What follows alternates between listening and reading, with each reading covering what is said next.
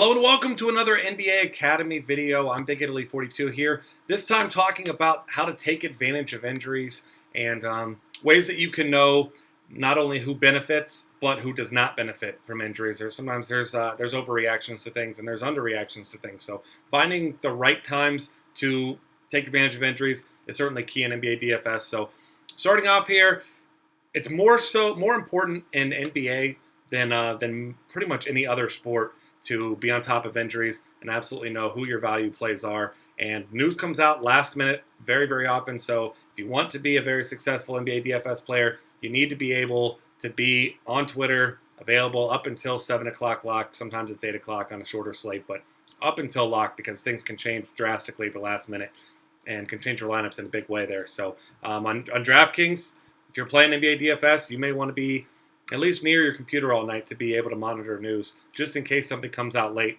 Get yourself that edge, and certainly that's a lot of the reason to play on DraftKings and NBA because you can avoid those late scratches on maybe a 10 o'clock player that we didn't know was sick that gets wasn't feeling well in shoot-arounds or something. Whereas on FanDuel you're kind of out that, but at the same time on FanDuel everyone is out that same player. So that's another of the appeal there on FanDuel. So just one injury can have a huge domino effect from a value player getting a bigger role.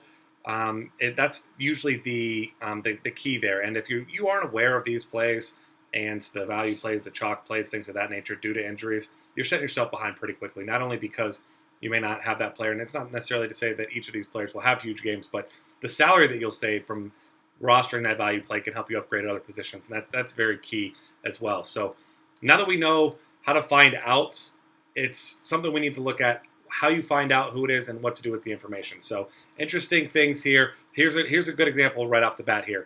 Rudy Gobert. If he's not playing, you're not exactly going to go and rush to play a backup center for the Utah Jazz. Reason for that being, Jazz play at a very slow pace. This is not a potent offense. Rudy Gobert has a lot of his value in rebounds and block shots as well. So that's a scenario where if he's injured, you're going to want to maybe target the opposing team, a player that attacks the rim there a little bit more. For instance, like a Tyreek Evans, a guy who attacks the basket a lot, and against an elite shot blocker like Rudy Gobert, you're likely not targeting Tyreek Evans. But if Rudy Gobert is sitting out, that provides you some value on the opposite side. So that's one example of a value play that could emerge, or not necessarily a value play, but some more value that can emerge on the other team if it's a defensive player of that nature there. So a team missing a key defensive player is generally more valuable to the opposing offense than it is to a backup player from the defensive side. Another situation is a huge ripple effect. Usage rates are key, and these are things I've discussed in a couple other ones of these podcasts here. If you're not aware of usage rate, check out the Advanced Stats podcast there where I kind of go into depth about that a little bit and explain it. Players like Russell Westbrook and Kevin Durant are a perfect example of this. We saw Kevin Durant miss a lot of time last year due to injuries, and Russell Westbrook did lead the league in usage rate throughout the entire season at 38.4%.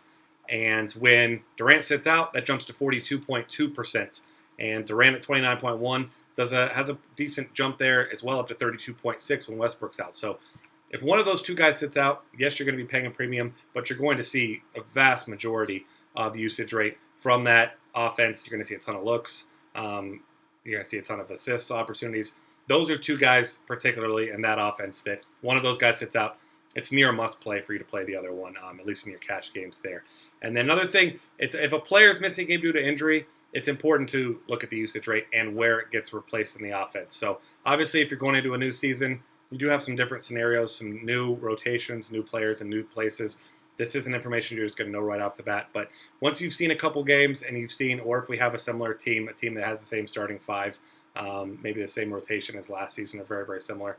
If you go to NBA Wowie, that's the best spot there where you can type in the player that's in, the player that's out, when a player's on the court, off the court, things of that nature, and see guys who take a big jump in usage rate. And maybe some guys that you would think that really just don't. So it's really important to see which players see these big usage rate increases due to these injuries, because a lot of times there is an overreaction where a player steps in and you assume they're going to take on that role, but it's not necessarily always the case. So checking out that information is very key. And it's also important to look at individual and team matchup there, because we can see a team that has a marginal bump in usage rate maybe 1 to 2%, and then they have a very tough matchup. That could be a situation where you don't just automatically play that player because they're moved into a bigger role.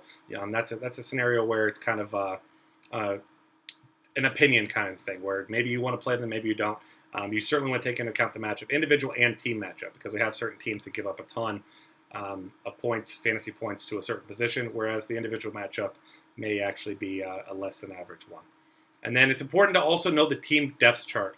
An important thing to do before the season, something I always like to do, look at each team's depth chart right before the season starts.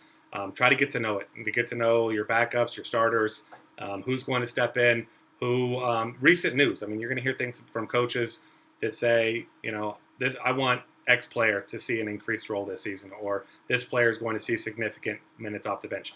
Any key information you can find like that is going to help you gain an advantage over your opponents. And, a lot of people in NBA now do take the time to research all of this information. So, I mean, if nothing else, you need to keep up on recent news to even keep yourself afloat and keep yourself competitive with the rest of the field. Because if you're missing out, you don't know these players, news comes out in the last few minutes right before lock, you might not necessarily have time to go find out the information and find out how to utilize it. So it's very important to be on top of that, know who your value plays are, who your depth charts are, who your rotations are, who plays with who. Things like that are very, very important as well. And any edge you can get here is certainly key. So keeping your eye on injuries, like I said, is the entire purpose of this podcast here. But also knowing the rotations, knowing the depth charts is very, very important. And that's going to help save you some time when these injuries do pop up, especially at the last minute. So if you have any questions, find us at DF Cafe. On Twitter, I'm at BigItaly42, or go on our forums. Got lots of our experts in there. More than willing to help out with any questions you may have. Good luck this season,